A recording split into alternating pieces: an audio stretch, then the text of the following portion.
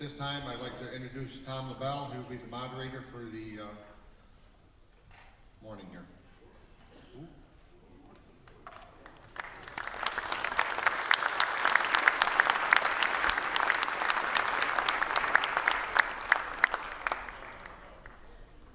Good morning, everyone. Good morning. Everyone can hear me? Yep.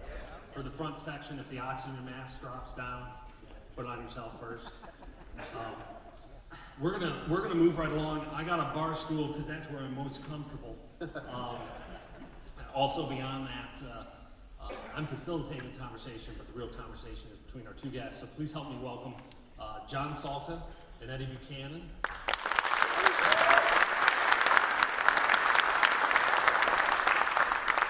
I'm not going to do a great deal of introduction. You all know who they are. Former fellow New Yorker and now a current fellow Virginian. Both very respected in the fire service, both worked really hard. And there's a lot of conversation going on about new quote-unquote science. And I don't mean that in a bad way, but I'm not sure everyone understands what science really means at the end of the day and how science works. And at the same time, I'm not sure, and I know we all agree that there's always a healthy conversation going on. And we thought this was a great place to have a healthy conversation on what's going on in the fire service in regards to new studies in science. And at the same time, I can't tell you how honored I am. My favorite fire chiefs show in the world, always will be, is here at the New York State Fire Chiefs. And both gentlemen asked me if I would facilitate, and I of course said yes, much to Sue LaBelle's consternation. So with that being said, I'd like to start off with you, Eddie. And if you could just give us a little really short synopsis, because we only have an hour, on what kind of got you involved in the UL studies and what you guys are up to recently, and then we can transition into a conversation about what that's all about. It was totally by accident, honestly. I was just sitting next to one of the engineers at a lot of meetings, and he kept flipping his laptop around and showing me what he was working on when we were on breaks, and he would I would lose my crap, you know. He would show me something, and I'd be like, man, you've lost your mind, you know. And but that kept happening, and he would be patient with me. He would, Dan. He would kind of walk me through what he was doing. I'd go back and tell the boss at home, guess what Dan said? And then after a couple of guess what Dan says, he goes, well, maybe we should do something about it if that's what Dan says, and what Dan says is true. Then what do we do? And that's how we ended up chasing that rabbit down the hole, which ended up being the whole Slice RS thing. And we've been operating that way for probably 3-4 years now, and it's been working really well for us. So it was all total accident, and just right place, right time, I guess. And it's been incredibly well received nationally. I wish it was a record. I play drums too, so I wish I could get my music to do that. But that, it just got wings and took off. You know? It did in some places, but not everywhere. Oh, there's people that don't agree. I've heard everything from people get hung up that it's an acronym. We don't need another acronym. That's one of the things we could probably talk about. And just various thoughts on that. Some people have been really been receptive, and it's cool to see it applied to other places. You know, I was watching a thing on YouTube the other day. Somebody on the West Coast was applying it, using it, and it's kind of neat to see it go across the country and people adopt it and have pretty good luck with it. So I've seen some people adopt it in a not so great way. You know, I've seen it misapplied where people have not done the homework of doing the hands-on training that goes with it, and just put a policy out there and hope for the best. That doesn't work. You have to do the hands-on training that goes with it. But it's been cool to watch, and we still train on it today. You know, still operating today. Well, of course, I recognize, like probably everybody else in this room recognizes, when something new emerges, when some new topics are being brought up, magazine articles or YouTube videos or, whatever they are, recommendations. That book that came out with Firehouse Magazine, came out with those 10 recommendations, whatever it was. It certainly sparked my interest, and I started looking at it. Let me first say two things, and I hope I can remember the second thing after I get done talking about the first thing. The first thing is, everything works somewhere, and nothing works everywhere. So whatever it is we're talking about, this stuff, and there's a lot of elements to this, there's a lot of components to this, to the NIST UL research and findings. certainly some of that stuff is universally correct. In my opinion, some of it is universally nonsense, and there's a lot of stuff in between, you know? So, having said that, Eddie's department's having great success with it. Yahoo! You know? And I'm sure there's some folks in this audience that are having some maybe success, maybe limited success, maybe great success. And there are some places that this is just not gonna work at based on the people and the buildings and the response times and the staffing and stuff like that. I think there's a lot of variables.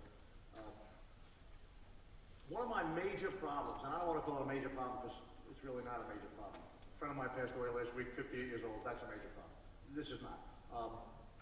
But one of my problems with it is I see some of the stuff, and it may in fact not be the folks that are producing or generating the NIST-UL findings, but maybe some of the folks that are embracing it and promoting it themselves, like you just said, possibly in the wrong way or incorrectly.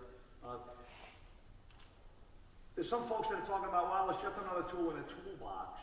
You know, it's just another thing to do. And holy crap, if you can't use another tool in a toolbox, I don't know where you work, but another tool in a toolbox is a great thing. Even if I don't like it, and I'm never gonna use it, I'll put it in my toolbox. It's okay, you know? But then I hear, and you past president ISFSI, right?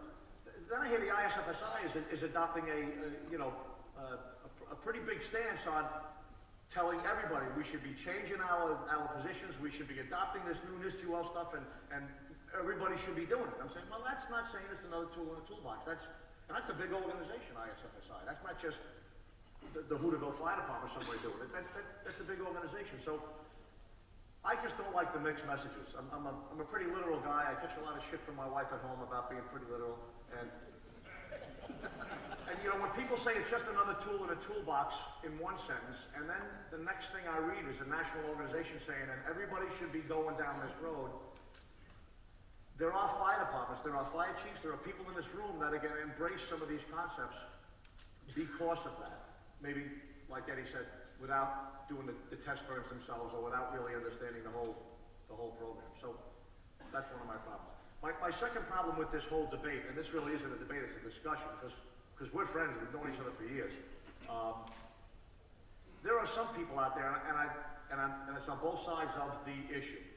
There are some people out there that I'm perplexed by the anger that they have that I'm not embracing their shit. Okay, you know, and it's not just me. Don't get me wrong. There's groups of people that are on both sides of this discussion and have their own personal opinions and their own levels of experience. And whether it be flow path or whether it be slicers or whether it be transitional attack, you know, there's all sorts of issues here. And some of them I say, yeah, I guess that makes sense for that department. And some of them I reject wholeheartedly. But I mean, there are people out there writing articles and stories and papers about the folks that are disagreeing with them in a not very nice tone, which is nonsense. Everybody in the fire service has a right to an opinion. Everybody in the fire service has a right to either agree, partially agree, disagree. You know, you can even do it strenuously. I have no problem. Anybody here that knows me and lots of other folks have had some pretty animated discussions with me about different things. Don't take it personal. Don't take it personal, man. I mean, that's a life lesson. That's not even a fire service lesson. Don't take it personal. We should be able to disagree. We should be able to disagree strenuously and say, well, I guess we have to agree to disagree and move on. You know, nothing works everywhere. Everything works somewhere. So, having said that, let me load the shotgun, okay? I just have a couple of points I want to make, and I have to tell you, they're not mine. Who knows who Eric Roden is? Eric Roden's editor-in-chief for Fire Rescue Magazine, right? And he wrote some interesting stuff, and among the other things that they wrote was, let me also say, I am not a scientist, I am not a researcher, I'm not even a really very bright guy, but I managed to get to my station in life where I am now, and I've been fighting fires for a couple of years. I personally think that some of the either recommendations or some of the tactics that are being suggested as findings, as a result of the findings of the NIST-UL studies and work, I just think they're jumping the gun a little bit. I just think they're a little bit ahead on the timeline. I have no problem with research. I have no problem with science. I have no problem with new things. But I can remember when the first studies were done, and it wasn't that long ago. It wasn't 5 years ago. It wasn't 10 years ago. And I'm in no position to recommend how long those studies should be. But I'm just very interested in the studies were done. Obviously, they were scientific. There was data collection production equipment used and very well regulated and monitored, and you know, I understand that. But then the considerations came out, then tactical considerations came out, and I'd like to know what happened in the room between those two places. Who was there, and what qualifications did they have, and how did we turn collected information into tactical recommendations? Here's what you should do at the fire. Maybe you have a better understanding of that than I do, because I was not invited to that process. I was not part of that process, which is fine, because obviously most of us weren't. There was a small group of people doing that, so maybe you can enlighten the group on that. So there's a lot of stuff to chew on. So that specific question they call advisory panels, and they look for subject matter experts, I guess, people in the profession that are from all types of departments. So you'll have departments like FDNY represented, you'll have some West Coast representation, you know, LA County or some of those guys, and then you'll have some urban and rural representation as well. I've seen a couple guys about to crap their pants because they're going into this, you know, into this meeting with all these high-powered people, and they're like, "What am I doing here?" I'm like, "Well, you're a rural guy, man. You're out, you know, shoveling water and stuff. You need to be there for that conversation." So it's a mix of folks, and they use different panels for different projects. So you get the fire attack study has one group of people in it, whereas you know, the ventilation study might have a different group of people in it, more truck guys, more engine guys, depending on what they're doing. So you have that representation, and that's the researchers will go, here's the stuff, here's the pile of information that we got from these research programs, and then that panel is who sits down and goes, well, what does it mean? You know, so this happened in this condition, and this happened in that condition. How does that translate to something we use? And then they develop the recommendations. You know, these are the tactical things that we should consider. And I think that's one of the things, I think back to the ISFSI thing, back to the slicer thing. You don't have to use that. I mean, you know, I don't want anybody to think, I've had people tell me this, you're just trying to sell me slicers. Like, I don't care if you use it or not, man. You know, it makes no difference to me whatsoever. It's what we're doing in my fire department. We're having some success with it. You may or may not have success with it, depending on what you got and what buildings you go to, what fires you go to, what staffing you have.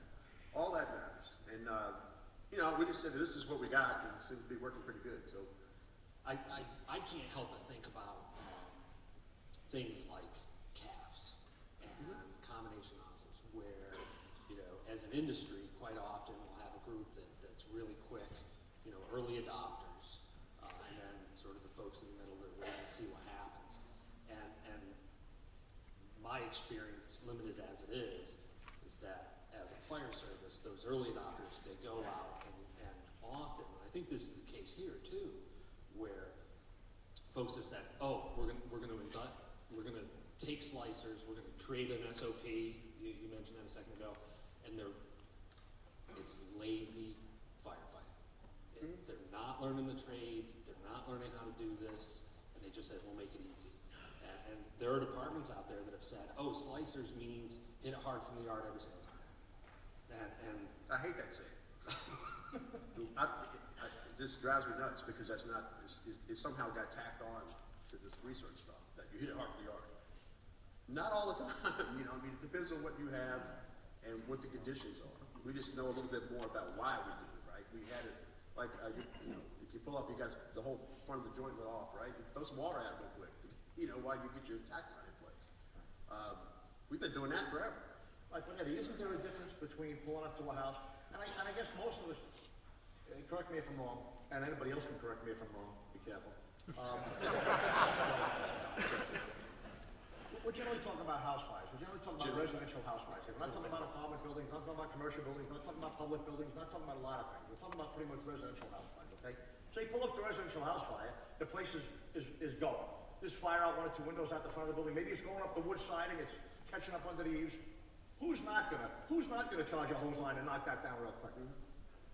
Don't tell me that's not different than blasting water into one of those windows for a little bit too. Don't tell me that's not gonna create different conditions inside. Those two applications of water to the same exact situation. Obviously fire up the outside, going into the eaves, let's hit that real quick, shut down, get to the front door, mask up, in we go. That's one. The second one is no wood siding, brick building, fire blowing out one window, just a house, but still brick. And now we're gonna hit it hard from the yard, transitional attack, call it whatever you want to call it. That's gonna have a dramatically different effect, and I think a negative effect in some cases, obviously a positive effect. It's gonna do all the things their machine said it's gonna do. It's gonna reduce temperatures and all sorts of other things.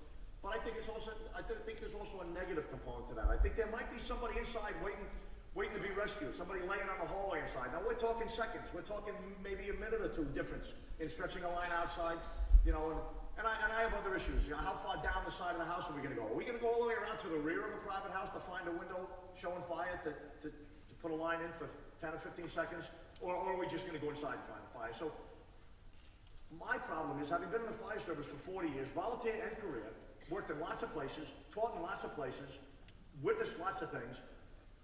Firefighters in general, it's a very difficult situation, even limiting ourselves to house fires.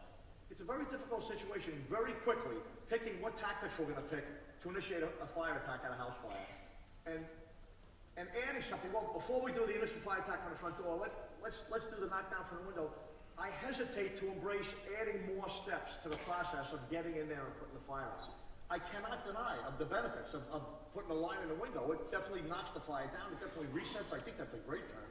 It definitely cools conditions down. I'm not sure if the advantage that exterior line, this one particular thing, I'm not sure if those couple of advantages outweigh the way I've been accustomed to doing it, the quick aggressive attack. So I want to show you this, because this is a great example of what you're talking about. Watch these guys do this fire attack here. So it's venting out of that, I guess it's the AB corner, right? So they're gonna go around the Charlie side and come in the sliding glass door, going into your fire attack. And the long story short of this fire is they're gonna stretch this line, they'll go in the sliding glass door, attempt to make that room, and for whatever reason, they cut the audio off, because I'm sure it was interesting. Right? And they did not make that room. They ended up coming back outside and knocking the fire down from that window, right?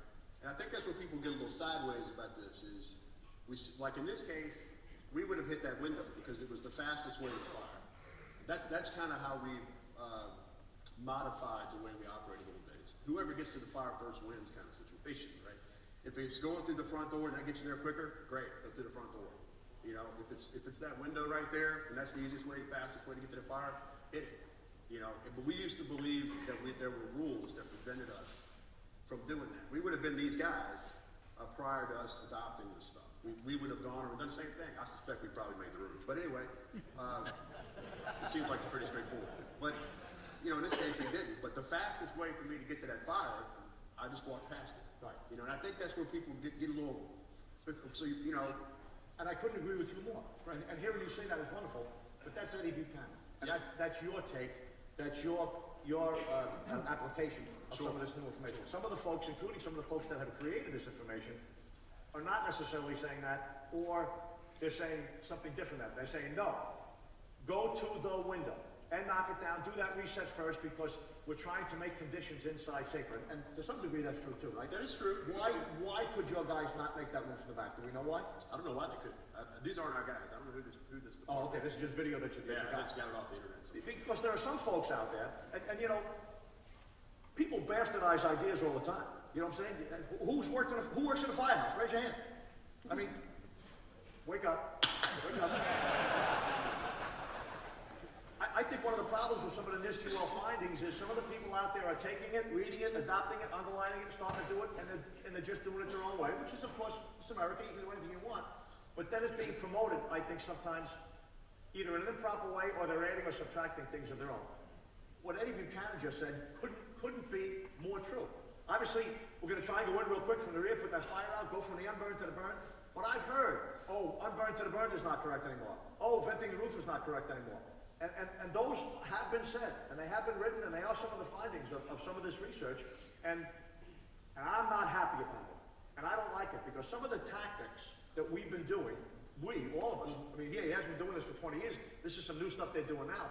Some of the tactics that we've all been practicing, who some people call legacy, I don't like legacy.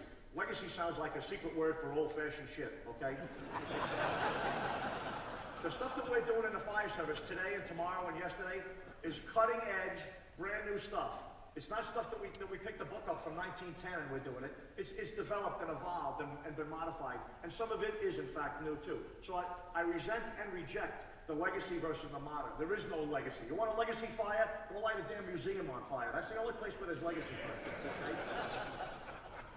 I just had to say that about legacy. The point is, a lot of the more traditional, a lot of the current fire tactics that we, aggressive interior attack, use the front door primarily, go from the unburned to the burn. Those are good, solid tactics, and I will argue with you all day until you die that they are valid.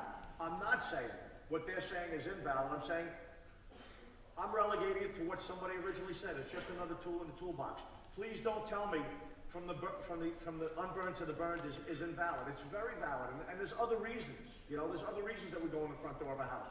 And the folks in the 20 considerations have acknowledged that. It's a geographical question. That's why you go in the front door. It has nothing to do with where the rig is or the shortest stretch. You go in the front door because that gives you the most immediate access to most places, and it's the two-story house. You certainly want to go in the front door because now you own the territory at the base of the stairs and people can come in and out with the protection of a hose line, even if you must suffer some more severe conditions. That's why they give you a hose, that's why they give you a hood, that's why they give you an SCBA and personal protective equipment, because we operate in what? In an IDLH, immediately dangerous to life and health and environment. And sometimes it's just not comfortable. Sometimes we have to bear a little bit more uncomfortable conditions to maybe advance the fire attack a little bit more swiftly, and maybe to protect some people coming down the stairs or even going up the stairs. So again, we agree on that. I think there were constraints that we believed that were there from our, I call it traditional mindset, what we've been doing for years, right? We thought that, there was no way I was gonna put water in a window. I've yelled at guys for doing that, when they did it historically, even though they put the fire out, it's kinda hard to yell at them, but they did it, right? And, I would get after them about that. So, what are you doing? We don't do that. That's crazy. And now I know that, well, if you do it the correct way, the negative impacts aren't as great as we thought they were. In fact, there's some pretty good benefits to doing that. That took a constraint off the table for me. Doesn't mean I do it every time. It means that it's an option, that if that situation presents itself, take advantage of it. I would hold my water until I got to the room of origin, generally. That was a constraint that I placed because of what I believed, that the research has shown me a little more water might be better, right? Right. As soon as you... Don't hit it till you see the flame. Right. So now I understand what this black fire we used to call it, I understand what that is, and open the damn line up, Water helps. So, if anything, it's given me more flexibility to operate in ways that I would have previously not done because I thought it had negative effect. Yeah, I think one of the interesting questions for me is that a lot of what I see happening is, whether you're talking about slicers or whatever the new thing is in the fire service at any given time. Careful how you use that word, Bill, Yeah. the tone of your voice. Yeah. I apologize. But the reality at the end of the day is how many of us there's nothing better than looking in the back of the fire engine or being chief on scene and seeing a bunch of young bucks get off the back of the fire truck and go, oh yeah, they got some unhealthy guys, they're gonna go to work. With that being said, there's an awful lot that's being learned on the internet with no context. And so I think that's why I'm so glad to see all of you here, because it's an opportunity for some of you to give context to people that say, imagine seeing that video without having this conversation connected to it, right? It's a completely different conversation. And so... Soundbite training is what I call it. And there's tremendous benefits to some of that. I mean, who's been to YouTube? Type in YouTube, firefighter Mayday. It's a different hour. You'll be there at dinner time. You'll be there at dinner time. It's just tremendously interesting stuff. The volume of videos on there about any one topic, firefighting, all the different aspects of firefighting. So yeah, there is a lot of internet training, and there's a lot of benefits, but there are people out there writing books about shit that they went to class in yesterday. You know what I'm saying? You know what I'm saying? And that doesn't work. And that, everybody admits that knowledge and science and experience are all important components of being a good fire department and a good firefighter or a good company officer. And it's very difficult to do it with any one of them. Even somebody with a lot of experience that doesn't go to classes and doesn't study and doesn't read up, they're not going to be that great either. Experience is a wonderful thing. My sons were both Marines. One of them just got back from Iraq 2 days before he got married last week. And when he went down to Paris Island, I went down there for the graduation. I had them for 18 years, they had them for 13 weeks, they fixed them, you know, it's tremendous. And I remember watching my son march out on that parade ground on graduation day. 500 brandy new Marines marching down on the parade ground. Are they ready to go to war? Are those 500 Marines ready to go to war right then, right that moment, that day? Could they get on a helicopter to go to war? You bet your ass they could, right? They have no experience yet. They haven't fired a real bullet at a real enemy. They probably haven't left Paris Island for 13 weeks, but they are ready on training alone. So training is good. You know, experience will enhance it. You know, all those things need to be used. I just have one thing I want to do here because I still have a couple of issues that I'm really pissed off on. Just firefighters or, okay, great. No, we'll talk about the other one later. Yeah. I got for those of you that saw it, a guy named Brian Polson, a Fox 6 reporter from, where the hell is he from? Milwaukee, did a story a couple of months back. He called me up on the phone and said, hey, listen, Chief, I went to the most recent NIST studies, the fires, pretty dramatic stuff, about transitional attack. I typed in transitional attack, I Googled it, your name came up, I see you're sort of on the other side of the fence on that. I said, as a matter of fact, I have some issues, yeah. He said, I'd like to include you in on the story. I'm still working on it, you know. I said, great. I said, do me a favor though, you know, this is a phone call, I really don't know who you are. Please send me an email with some of your qualifications, maybe a website I can go to make sure I'm talking to somebody. Oh yeah, sure. So he sends it to me. Here it is. So he says, John, I appreciate your quick return phone call. Here's a link to my page on Fox 6 News. Check it out. Maybe you'll see some of my work and you know, enjoy it. So he said, the story I'm working on is going to be focused on the emergence of transitional attack, among other things, as a way to approach structure fires. My involvement started with an invitation to attend fire testing at Underwriters Laboratories in suburban Chicago last week. This is in March of this year. Here's the pitch I received from the UL spokesperson. Rescue is the #1 objective for firefighters, period. Next sentence, I have it highlighted. I'm not happy. While the drama of rushing into a fire to rescue a victim makes for great TV, researchers are seeking other, better, safer ways to fight fires. So right off the bat, the folks at UL have categorized the folks on the other side of the argument as the ones rushing in to make rescues, to make great TV. There's no reason to diminish the opposing view. There's no reason to diminish the folks that are saying, no, we don't like the transitional attack, we prefer the front door method. So it's sometimes just little sparks, little scrapes like this that sort of piss me off about this whole discussion. And we already talked about the fact that this should be a friendly, positive discussion, rather than, oh, those jerk scientists with their bifocals and white jackets don't know how to fight fires. I've never said that. I just said it, but I didn't mean it. You know what I'm saying? And I'm quite serious. I do not mean that. But these are qualified people that are real researchers and scientists, and they have their expertise. But the folks riding around in fire trucks have expertise too. And there's certainly a lot of people in between that have both of those. There's no reason for any of us on either side of this discussion, transitional attack or flow path, to diminish the stature or the position of the folks that are questioning. Everybody in this audience, everybody on this stage, has a right to question and inquire about anything new or even old that's being done in the fire service for a lively discussion. You see Paul's cartoon, right? Oh, they're great, aren't they? So he does a great job of this stuff. But when this came out, right, I kind of know what that guy feels like writing on the board there. That's kind of how we did it. But I think where the fire service needs to kind of check up a little bit on this, because I saw you did a piece, and then I saw the social media response to it, which pissed me off too, right? I'm like, that's messed up, you know, because some of the people were starting to. You see the open letter? Yeah, I saw the it. open letter? Right. Man. And that was offensive to me because A, you're a friend of mine, and B, that's not a healthy discussion, right? So when you see something like this, it's all, how do you interpret the guys in the red vest here? With, you know, that's me right there. And what I think is important to understand, people go, were you dreading those guys in the red vest? And I actually, I might surprise people. I'll say, no, I actually need those guys in the red vest. You're not going to change the fire service without having a significant debate. The debate is good. It is healthy. It should be respectful.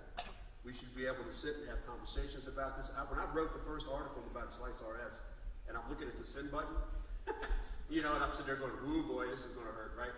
And you were one of the first people I thought of. I said, John's going to think I've lost my freaking mind, you know?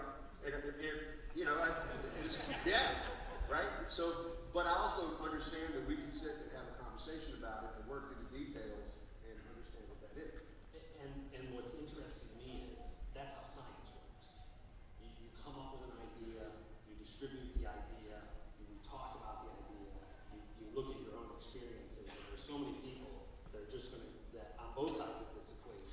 say, no, we've done our test burns, we're done.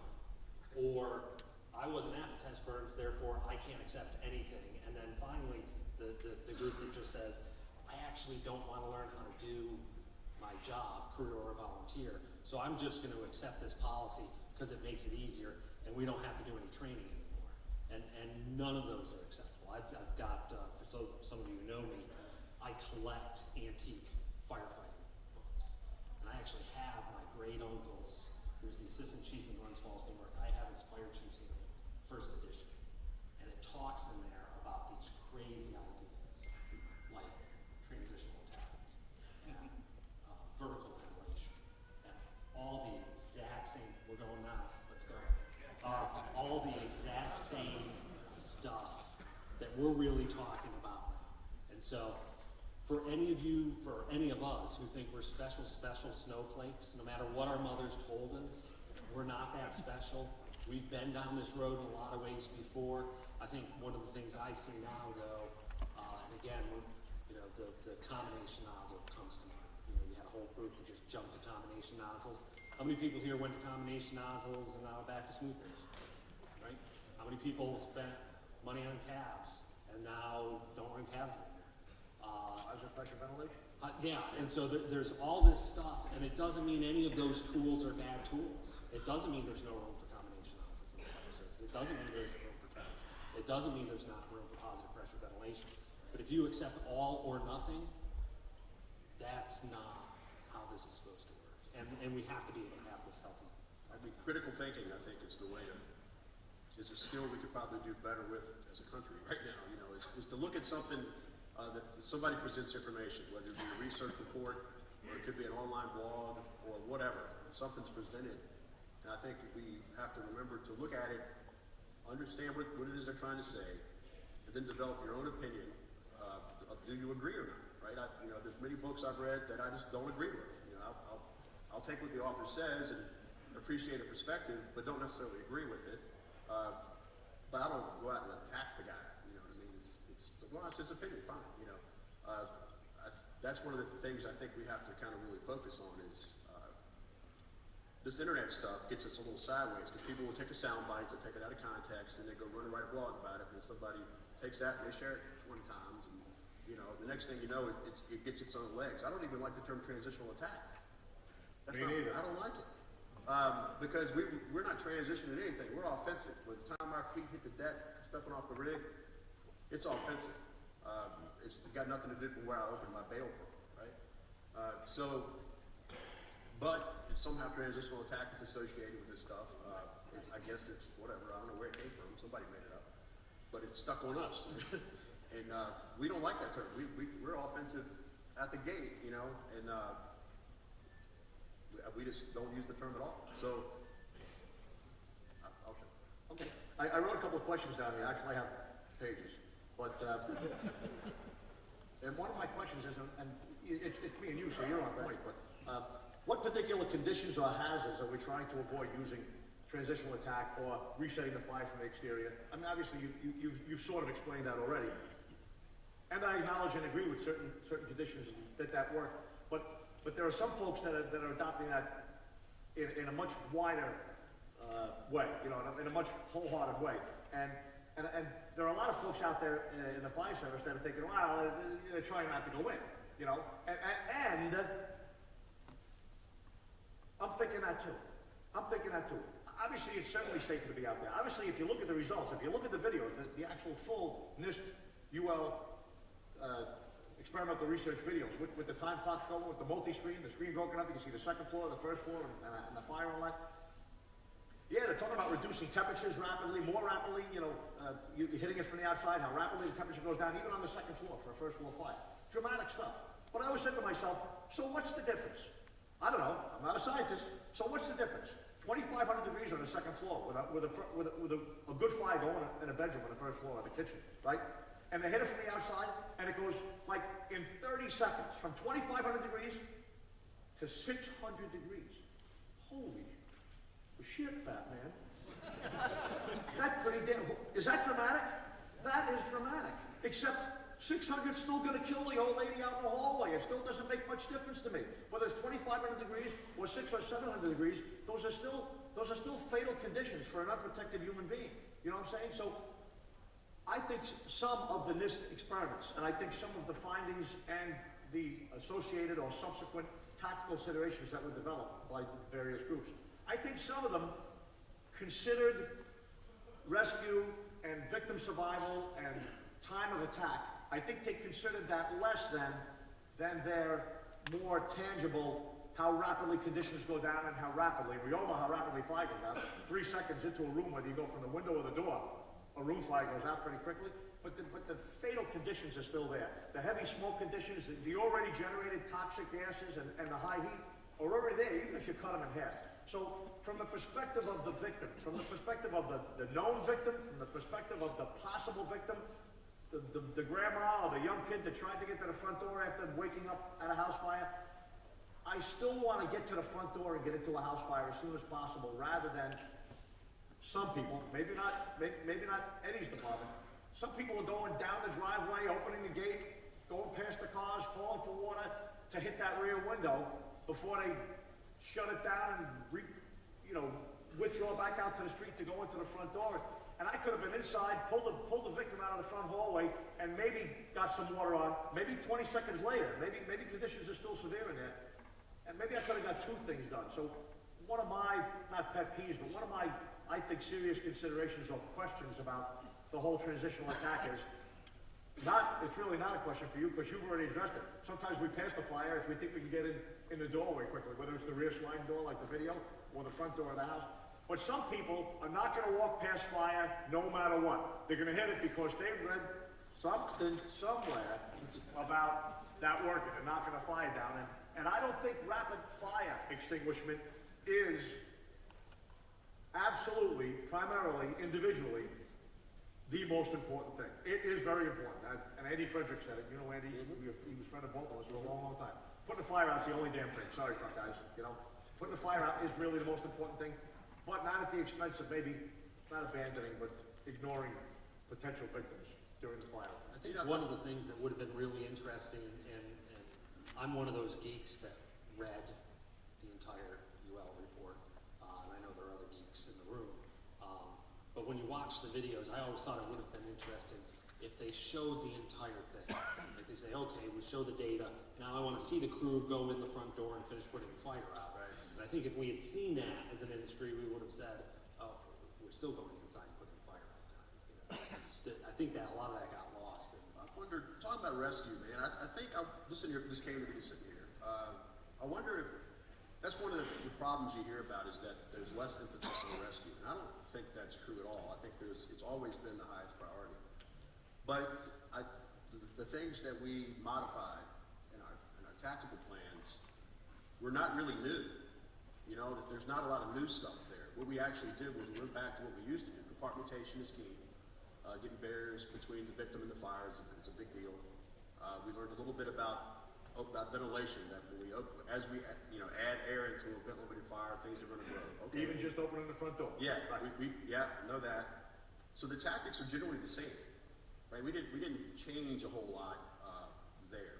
So I wonder if it's perceived that it's somehow less important because there's less change, right? We're not talking about it as much because we are still doing the same thing. I mean, the number one priority is still rescue. I got a lot of chatter because Slice RS doesn't start with an R.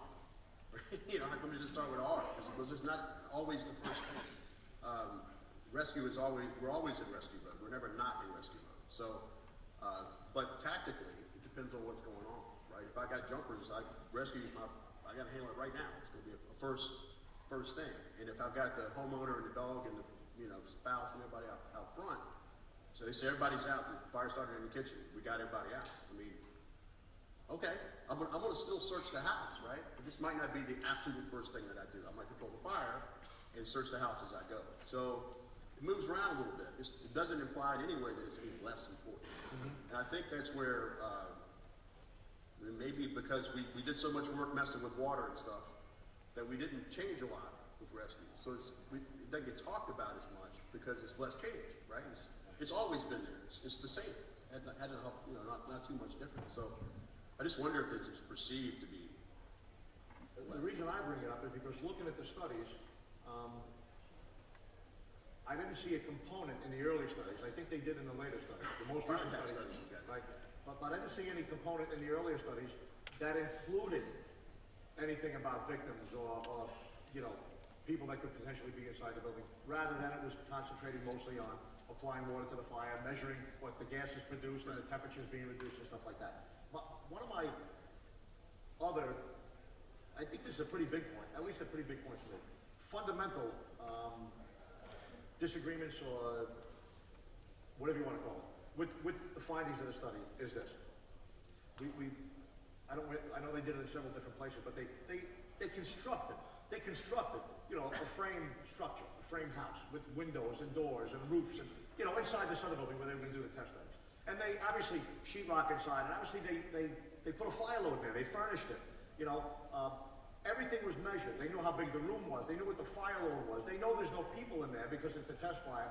They know if the interior door to the room that's going to be on fire that they're going to test. They know if the interior door of that room was left open or was not left open to the rest of the house.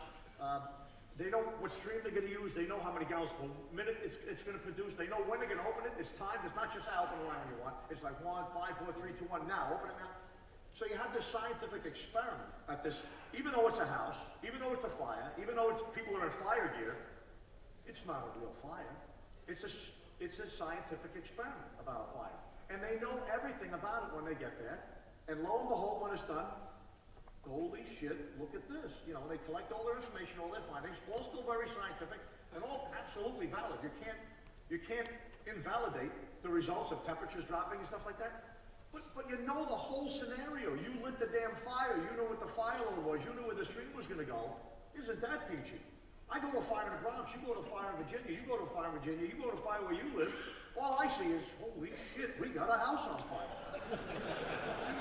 I don't know how big the house is. I don't know what room is on fire. I don't know what the fire load is. I don't know if there are people in there. I don't know if it's extending to another room. I don't know if the fire coming out that window is the fire room, or maybe that's the second room on fire. Maybe the fire room is one room in, and it's vented, extended into this room, and now this room vented out the window. So we think we're resetting the fire, and no, you're not. It's one room in. So there are so many variables. There are so many unknowns that real fires. My only, and it's an uneducated opinion, believe me, my only opinion is the test results from the NIST-UL fires apply to the NIST-UL fires only. They don't apply to my fires on Tremont Avenue. They don't apply to your fires on Main Street. There's too many unknowns for us to apply these known findings to these unknown fires that we go to. I think we're on a different planet. Yeah, it's a building on fire, but holy cow, we don't know anything about what's going in there other than that's the building. You know, so again, we've all been to fires. You've been chief for a long time. I've been a chief for a long time. Those of you that are chief for company officers, you pull up to buildings all the time, and maybe you have a little pre-knowledge from you know, visits, fire prevention visits in the building, or previous runs there. You might have an idea of maybe the layout, but so many other things are really unknown to start to begin applying some scientific research findings to your events out in the field. So I wish they would address that a little bit more, or invite me to the next damn test and let me set the fire up, let me load the building, let me light it, and let me tell them when to put the fire out, and then see what the readings come out. You know what I'm saying? A little bit more of an unknown thing rather than a planned event that the folks that are going to write the last chapter, they write the, you know, the first chapter too. I think a lot of it's figuring out what physics are at play, and how can I use that to my advantage tactically, right? So I used to have, and I say it's not so much what I would do, it's what I would not do before. So I wouldn't have applied water in a certain way because I believed it would be harmful. Then the physics, what I saw in those tests was, really not a bad deal. It reduces temperatures throughout the building, and I was a big steamophobe. I was never really, very conscientious about steam But production. steam is still real. Steam is still there, yeah. But it wasn't. I could make it untenable in there. I could make things a lot worse if I do it a certain way. And that's one of the lessons we can figure out. What if I do this? Okay, that makes it really crappy in there. Let's not do that. What if I do it this way? Well, that's okay. That allowed the conditions to improve with minimal negative impact. So let's do that. Let's keep that as an option. So, and I think one of the things that I really want to make sure you take away from here is the term speed to attack. some of this stuff, I don't hear it enough on Facebook. You know, What's the term? speed to attack, right? So if I choose to cool from an exterior location for whatever reason, it could be a wide set of variables. If I choose to do that, speed to attack is right there. We have a way, you know, we get to working on something. Look at, I know our water shuttles, like our water stuff. We'll get to messing around with the water shuttle and forget to fight the damn fire, right? Everybody's over here busy doing this thing. So we have to watch that. If you're going to use that tactic in some way, I'm always hammering out, speed to attack, speed to attack. I want you in the damn house now, fast. 30 seconds is too long, right? You know, I want you in there now.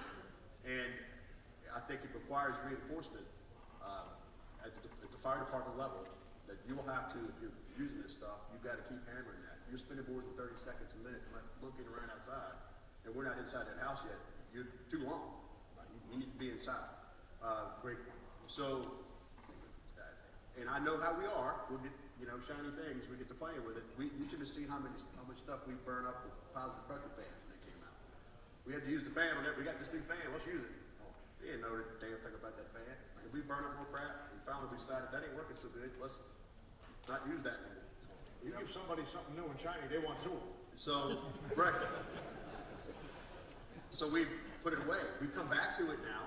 Here's an example of looking at some of the air entrainment stuff. We found out that a hose line manipulated in a certain way coming in a hallway will generate the same CFM as our positive pressure fan. I bet I fell off my chair. I read that. I was glad to see that coming. You know, that if I'm coming in the hall, you know, flowing and going and moving around on a line like this, it's generating almost 8,000 CFM. So I went and looked to see what the rating of my fan was. Same thing. Sell them fans. Yeah. I was like, well, hey, I don't need a damn fan. I got this, right? Now we get another man on the line. We don't need a fan I man. know. So, and then what do you tell your guys, right? How do you tell your firefighters? So this is the information we got. What does it mean to you? And the guy, you see him kind of think, well, I don't know. So if you know you've got a vented window in a bedroom, like this fire we were looking at a minute ago, right? And now we're inside, we're coming in. So knowing what I know from that study, that generates that CFM, why not light that bad boy up? If I know I got a vent opening, Absolutely. coming in the hall like this, man, and I'm not only am I putting the fire out, I'm moving all that crap right Two outside. things at once. Two things at once. I got one more thing, Tom, before I know we're getting close to the end. Well, no, I have 100 more things, but one more thing. And it's actually another question for Eddie.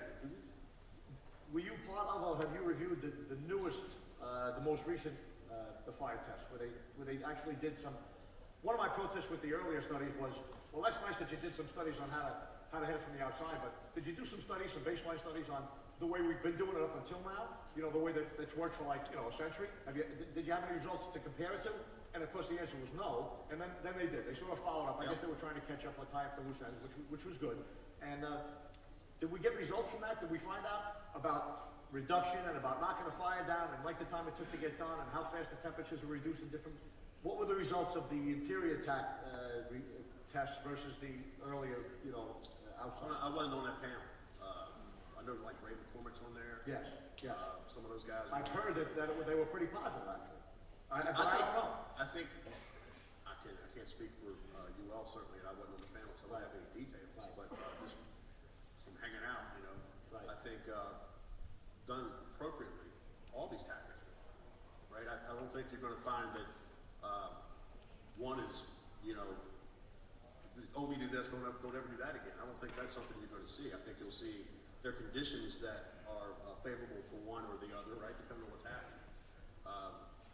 But I don't think there's going to be like this one-size-fits-all thing. I don't think that exists in the fire service. I think we have to, you know, if anything, instead of doing one thing, now I've discovered we have to do many things. I'm out looking to see what we do with our distributor nozzles. Stuff we had on the rig, you know, 20 years ago. No, I think the findings of this study, you know, along with the recommendations that they've generated, have actually created, and it's not, I don't want to say it's not good news, they've actually created a little bit more complex situation for the first arriving companies and the first arriving chief. It's a little bit more complex. There are some other tools in the toolbox, okay? And my perspective always has been on this from when it started was, call me old school, call me whatever you want to call me, you know, people hate that term. We've always done it that way. I have that written in my sidewalk in concrete, okay? We've always done it that way, because if you've done it for a long time, it probably does work.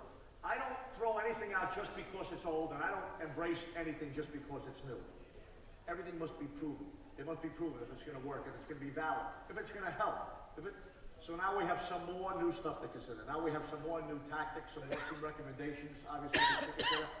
I just am resisting this fully embracing brand new things because they're brand new. You know what I'm saying? And obviously there's some new stuff that's good. Obviously there's some old stuff that's good. You know what I'm saying? And I think that's probably one of the major lessons here. Yeah, I think so. And, you know, water makes fire better, air makes fire worse. That's, you know, that's the thing, right? And then we learned through this research that it's been more about the constraints we thought were there are not necessarily really there. We have more options. If anything, I think our guys and gals in our fire department now have to know way more proficient and a much broader skill set than they used to be. I mean, our guys, when we started this thing, they were in the front door. I mean, if I wanted to tell them to do something different, right? If I wanted, gone. You couldn't even stop them. They were gone. And now we're looking at it going, what's going to be the best play here? It's just a millisecond. You know, speed to attack. Again, speed to attack. Get it done. But look at it and understand what it is that you have, what's going to be the right play for that. The old saying, as goes the first line, goes the fire. Right. And that's what I don't think people understand either. I'm speaking specifically to the Slice RS thing, the slicers. That is all about the first line. I'm not looking anywhere else than what happens with that first new engine, and then when they first get there, that we get that part right. If you get that part right, we know the rest. You know, all the other things that happen after that first line, we've been doing it forever, right? And no matter how big your fire department is, no matter what you Right. send to a flyer, everybody stretches a hose line in a structure fire, right? That's one thing that's universal. Everybody stretches a hose line. So that is primarily one of my favorite terms, and it applies to some of the people that used to be my bosses. That I don't want this complexity to thrust upon us is analysis paralysis. You know, firefighters do stuff. There's bad stuff happening. People call us to fix it, and things are happening very quickly when we get there, whether it's a car accident or a building collapse or a fire, but fires in particular. And what I don't want is I don't want people to get off at the scene of a fire, put on the bifocal glasses and a white jacket, and take out a thermometer and try and figure out what to do next. You know what I'm saying? This is stuff you have to do in a training ground. This is stuff you have to do back at the firehouse. So when you get to the scene, you can quickly make some decisions about what to do. There's really no time to do real analysis. Obviously, we do have to do a size up. We do have to consider conditions, but it's got to be done rapidly, like you said. You know, get it done. You know what the big difference is so let's say no matter what attack method our guys use, whether they outside, inside, sideways, whatever, there is no right or wrong answer. But what we will do is when we get there, say, why did you do that? What was your thinking? Why did you choose to do it that way? If you can articulate an intelligent response to that, then you did the right thing, right? If you go, I don't know, that's what we do. Right? We go to the front door. Well, that's not going to be a good enough answer. I want you to tell me what were the conditions that you saw, and what was your answer, and was that there probably could be 5 ways to do it, but that company officer chose either way. Fair enough. So I apologize. This could be a 2-hour conversation. This could be it could be a 4-hour conversation, but it would require all of us to be at bar stools. But the clock on the wall tells me that we're at that point. And to Chief Buchanan's point, I'd really just like to say that where our experience comes together with our knowledge is after the fire. If we get to the end of every single fire and we say, good job, good job, good job, you did everything perfectly, you didn't. Carry this conversation, this group, carry it onward, go back to your departments, talk about it, but after every single fire, ask, why did the line go where it go? Why did you do this? Not for the purpose of beating people up, but to start to figure out how we connect all these different pieces together so we know what actually worked for us and what didn't. And I can't thank both of you enough. I know how hard it is to travel from Virginia to New York.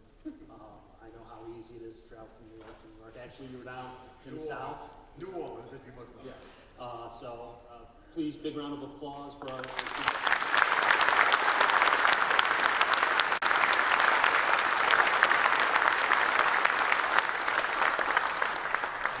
if you're not aware, the memorial service is following up immediately after us as they reset the stage. Please stick around for that. It's a wonderful memorial service. If you've never been to the State Chief Memorial Service before, I highly encourage it. Thank you both very much. Thank you all. Thank you all.